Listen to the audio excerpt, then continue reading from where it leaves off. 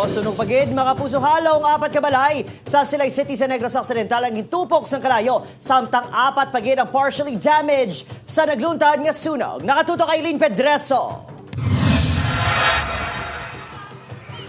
Makita sa ini nga video nga kuha sang netizen ang pakinarankaran sa mga residente. Bangod sa madamol nga aso, gikan sa likod sa isa ka eskwelahan nga ini sa Barangay 3 sa Silay City. Ara pa sila yaw mo. Gaano pa sila sang ilaya nga hos. Apat kabalay ang totally damaged, samtang apat naman ang partially damaged. Araan ko lamang sa banyo, kapaligo.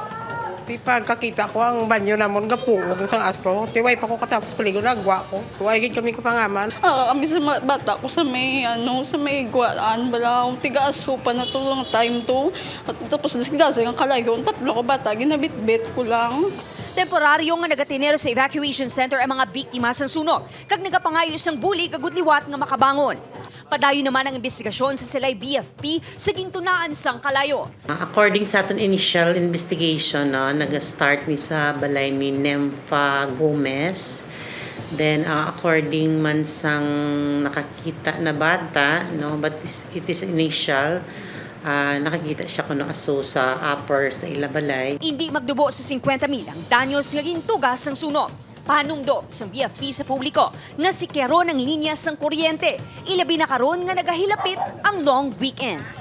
Upod Kero Banggoy ay Lynn Pedreso. Wangan, Western Visayas.